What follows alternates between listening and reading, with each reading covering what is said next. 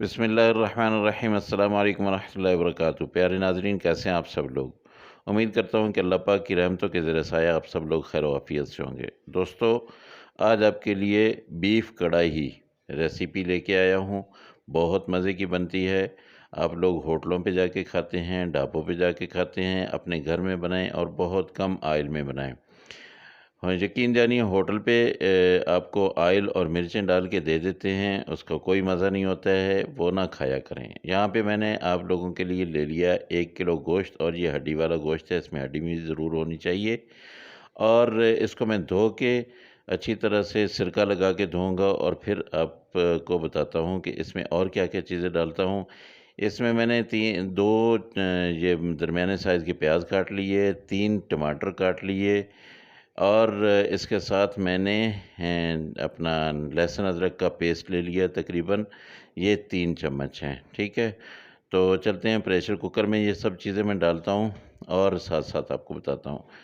ये देखिए जी, मैंने प्रेशर कुकर में गोश्त डाल दिया, उसके साथ मैंने प्याज डाल दिए हैं, और इसमें टमाटर भी डाल दिए, और इसमें साथ ही मैं लहसुन अदरक का जो पेस्ट मैंने बनाया था, वो भी मैं डाल देता हूँ, ठीक है। तो ये डाल दिया। अब जो है इसमें मैं दूसरे मसाले क्या-क्या डालता हूँ वो आपको बताता हूँ। यहाँ पे मैं लूँगा, आप लोग हस्ब ज़रूरत ले सकते हैं। नमक है, नमक मैं लेता हूँ 1 चम्मच। आप लोग अपनी मर्ज़ी के मुताबिक डाल लीजिएगा। अगर 1 चम्मच आपको ज़्यादा लगता है तो आप आधा चम्मच भी डाल सकते हैं। ये 1 केजी के लिए है, 1 केजी गोश्त है। तो यहाँ पे 1 चम्मच मिर्चें ले ली हैं मैंने, लाल मिर्च पाउडर लिया है, और ज़ड़ा मिर्च पाउडर आधा चम्मच है।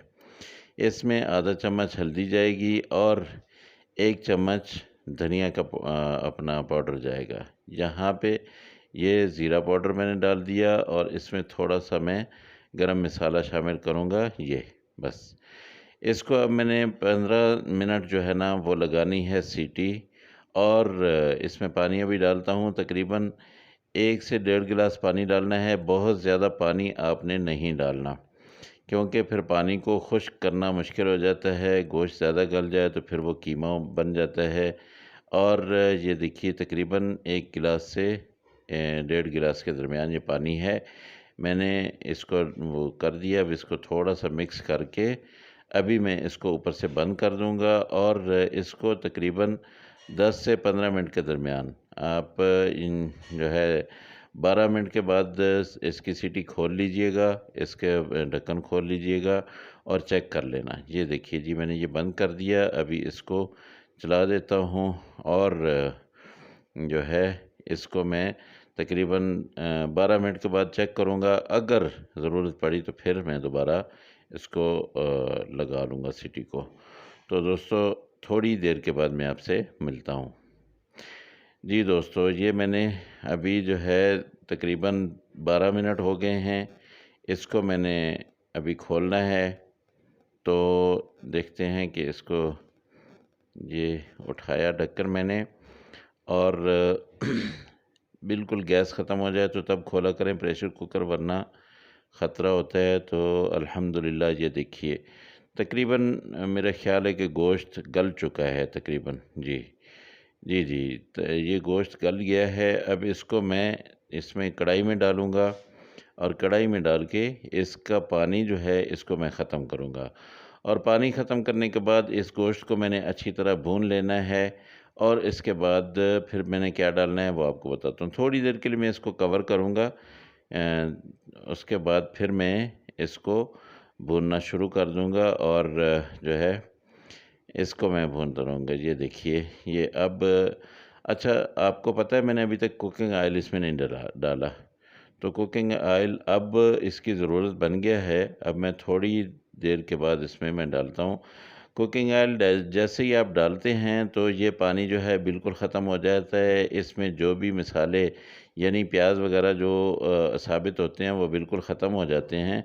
तो बस अभी मैंने अपना इसमें कुकिंग ऑयल डालना है, और कुकिंग ऑयल डाल के इसको इसकी भुनाई करनी है। तो दोस्तों, जो लोग मेरे चैनल पे नए हैं प्लीज़ मुझे सब्सक्राइब करें, और जो मेरे पुराने दोस्त हैं जो मेरे हौसला अफ़ज़ाई करते रहते हैं वो दोस्त मुझे लाइक, और मेरी वीडियो को लाइक और शेयर कीजिएगा। तो दोस्तों यहाँ पे तकरीबन मैं थोड़ा-सा ऑयल डालूँगा, बहुत ज़्यादा नहीं। यानी कढ़ाई में आप देखते हैं कि बहुत ज़्यादा ऑयल होता है, मैं तकरीबन 3 से 4 चम्मच, बस ये 3 चम्मच ही गया होगा ऑयल। इससे ज़्यादा मैं नहीं डालूँगा और ये बहुत मज़े की बनेगी। मैं आपको बार-बार कह रहा हूँ कि आप होटल पे ना खाया करें, आप अपने घर में बनाया करें और इस मेथड से बनाएँ। इंशाअल्लाह बहुत मज़े की बनेगी, बहुत जूसी बनेगी और आप देखेंगे कि ऐसी कढ़ाई जो है आपने कभी भी नहीं खाई होगी। तो ये दोस्तों अभी जो है तकरीबन ये पकने के मराहिल में है, गोश्त गल चुका था। अब इसमें यहाँ पे मैंने क्या चीज़ डालनी है, एक चीज़ और डालनी है, वो अभी मैं आपको बताता हूँ। तो थोड़ा-सा इसको मैं और पका लूँ ताकि बिल्कुल ये घी जो है वो छोड़ दे। तकरीबन 10 मिनट हो गए हैं मुझे ये इसको भूनते हुए।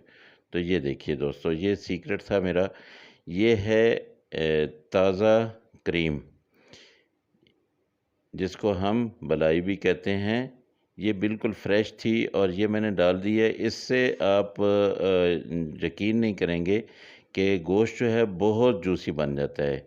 इसको मैं थोड़ी देर के लिए ऊपर से कवर कर दूँगा और फिर देखना कि इसका कमाल क्या है। ये देखिए जी, माशाल्लाह माशाल्लाह, अल्हम्दुलिल्लाह बहुत मज़े की ये बन चुकी है, बहुत खुशबू फैल रही है। तो दोस्तों इस इतने मज़े की ये रेसिपी बन गई है, आप लोग खाएँगे और मुझे दुआएँ देंगे। ये ज़रूर आप ट्राई कीजिएगा एक दिन अपने घर में, अपने मेहमानों के लिए और अपने घरवालों के लिए भी कर लेना, कोई बात नहीं है। ये देखिए, ये मैंने इसके ऊपर थोड़े से धनिया वगैरह डाल दिया है और मिर्चें डाल दी हैं, अदरक डाल दी है, इसको प्यारा-सा खूबसूरत-सा बना दिया है, लेकिन ये उस वक़्त बहुत प्यारी लगेगी जब मैं आप लोगों के लिए इसको डिश में निकालूँगा। तो दोस्तों अभी चलते हैं अपनी डिश। माशाल्लाह माशाल्लाह बहुत ज़बरदस्त चीज़। ये देखिए, ये कितना जूसी गोश्त जहाँ पे बना पड़ा है और आप लोग जो है वो ढाबों पे जाते हैं, कभी मत जाइएगा ढाबों पे। तो चलते हैं दोस्तों, मैं आपको निकाल के दिखाता हूँ। अल्हम्दुलिल्लाह ये देखिए जी, माशाल्लाह माशाल्लाह बहुत ज़बरदस्त किस्म की बन गई है जी। आइए और थोड़ा-सा इसको चेक कीजिए। तो माशाल्लाह बहुत ज़बरदस्त, इसकी लुक भी ज़बरदस्त और इसका ज़ायका भी ज़बरदस्त।